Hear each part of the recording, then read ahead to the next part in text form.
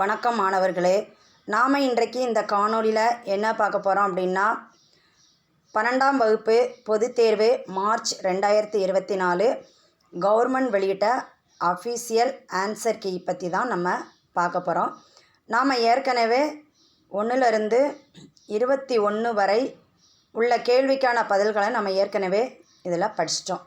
இப்போ இந்த காணொளியில் 22வது கேள்வியிலிருந்து படிக்கலாம் வாங்க.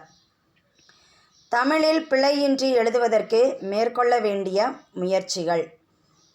இவங்க 5 பாயிண்ட் கொடுத்துருக்காங்க. நாம் ஏதாவது 2 பாயிண்ட் எழுத்துப்பிழை இல்லாமல் எழுதினாலே நமக்கு முழு மதிப்பெண்கள் கொடுத்துருவாங்க. சரி பார்க்கலாமா? அதாவது தமிழில் முதல்ல நம்ம எழுத்துப்பிழை இல்லாமல் எழுதுறதுக்கு என்ன செய்யணும் அப்படின்னா, குறில் நெடில் எழுத்துக்கள் வேறுபாடு தெரிஞ்சிருக்கணும். அடுத்து எழுத்துக்களுடைய ஒலிப்பு முறை, வரி வடிவம், சொல்லில் வரக்கூடிய இடம், இதை நம்ம தெரிஞ்சிருக்கணும். அதுக்கப்புறவே ந ந ந வேறுபாடு தெரிஞ்சிருக்கணும். ர ர வேறுபாடு, ல ல ல வேறுபாடு, இது எல்லாமே நமக்கு கட்டாயம் என்ன செஞ்சுருக்கணும், தெரிஞ்சிருக்கணும். அதுக்கடுத்து வல்லினம் மிகும் இடம், வல்லினம் மிகா இடம், இதை நம்ம தெரிஞ்சுக்கிட்டோம் அப்படின்னாலே நம்ம சந்திப்பிழையை என்ன செஞ்சிடலாம், தவிர்த்திடலாம். அடுத்து ஒரு வரியோட தொடக்கத்தில் ஒற்றெழுத்து கண்டிப்பாக என்ன செய்யக்கூடாது, வரக்கூடாது. இதுதான் எழுத்துப்பிழையும் சொற்பிழையும் தவிர்க்கக்கூடிய வழிமுறை. சரி புரிஞ்சிச்சா உங்களுக்கு? அடுத்து போகலாமா? வல்லின மெய்களை இட்டும் நீக்கியும் எழுதுக. இதில் பாருங்கள், மாணவர்கள் பெற்றோர்களை, அதில் என்ன வந்திருக்கு, இத்து வந்திருக்கு. தமது நண்பர்களாக இப்பு வந்திருக்கு. பாவித்து நட்பு கொள்ள வேண்டும். தமது இன்ப துன்பங்களை இப்பு பெற்றோருடன் பகிர்ந்து கொள்ள வேண்டும். சரி, இதிலெல்லாம் மெய்யெழுத்துக்கள் வருது அப்படிங்கிறது தெரிஞ்சிருச்சா? அடுத்து போகலாமா? தொடரில் உள்ள பிழைகளை நீக்கி எழுதுக. இதில் அரங்கன், இதில் அடிக்கோட்டு இருக்கிறது உங்களுக்கு தெரியுதா? அரங்கன்.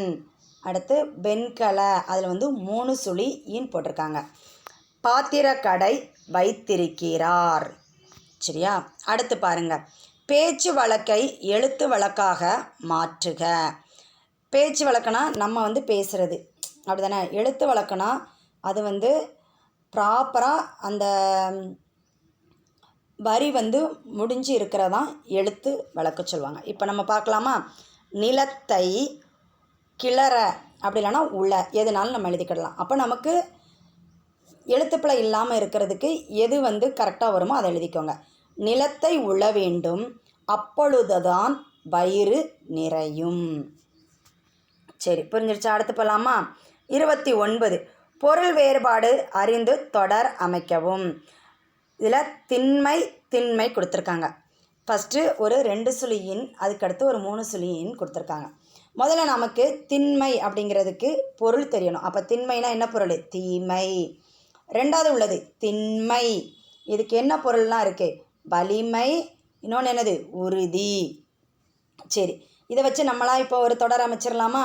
பிறர் செய்யும் திண்மையை பொறுப்பதே மிகச் சிறந்த திண்மையாகும்.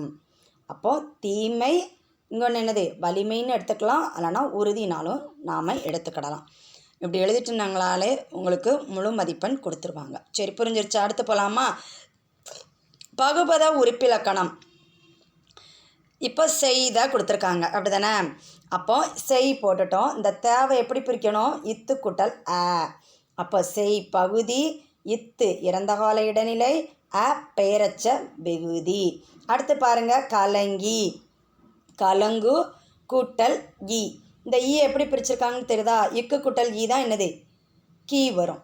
சரி, அடுத்து கலங்குனா என்னது? பகுதி. ஈ என்ன வரும்? வினையச்ச வெகுதி. சரி புரிஞ்சிருச்சா? பகுபத உறுப்பிலக்கணம்லாம் ரொம்ப ஈஸி. அதில் 2 மார்க்கு நம்ம என்ன செஞ்சிடலாம், சுலபமாக எடுத்துக்கிடலாம். சரி, அடுத்து கலை சொல்லாக்கம். ஸ்டாப்லர் அப்படின்னா கம்பி தைப்பு கருவி. டெல்லர் அப்படின்னா விரைவு காசாளர். சரியா? அடுத்து புணர்ச்சி விதி பார்க்கலாமா? இதில் உரனுடைன்னு கொடுத்துருக்காங்க. என்ன கொடுத்துருக்காங்க? உரனுடைன்னு சொல்லி கொடுத்துருக்காங்க. சரியா? இப்போ நாம் பிரித்தோம் அப்படின்னு சொன்னால் 2 வார்த்தை, அதாவது தனித்தனி வார்த்தையாக இருக்கணும். சரியா? உரன் கூட்டல் உடை.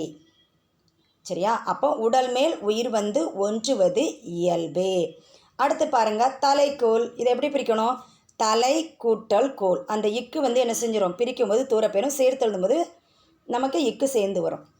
அப்போது இதில் என்ன விதி வருதுன்னா, இயல்பினும் விதியினும் நின்ற உயிர் முன் கசதப மிகும். சரியா? இயல்பினும் விதியினும் நின்ற உயிர் முன் கசதப மிகும்.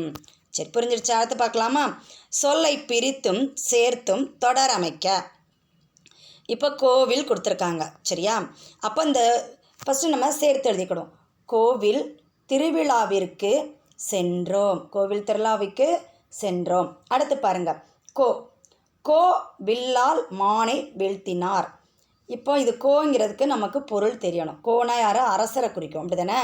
அதனால் வில்லால் மானை வீழ்த்தினார். புரிஞ்சிருச்சா? அடுத்து பாருங்கள், தாமரை கொடுத்துருக்கு. அப்போ இந்த வார்த்தை முதல்ல நம்ம எழுதிடலாம். குளத்தில் தாமரை பூத்துள்ளது எழுதிடுவோமா? அடுத்து அது எதை குறிக்கும்? மானை குறிக்கும். தாவுகின்ற மான் அப்படின்னு சொல்லி வரும்ல. அப்போ தாமரையை பிடிக்க முடியாது. தாவுகின்ற மானை நம்ம என்ன செய்ய முடியாது? பிடிக்க முடியாது. சரியா? பொருள் அறிஞ்சு நாம் என்ன செஞ்சுக்கிடணும்? எழுதிக்கிடணும். சரி, இப்போ இந்த கேள்விலாம் உங்களுக்கு நல்லா புரிஞ்சிருக்கும் அப்படின்னு நினைக்கிறேன். மீண்டும் அடுத்த காணொளியில் உங்களை சந்திக்கிறேன்.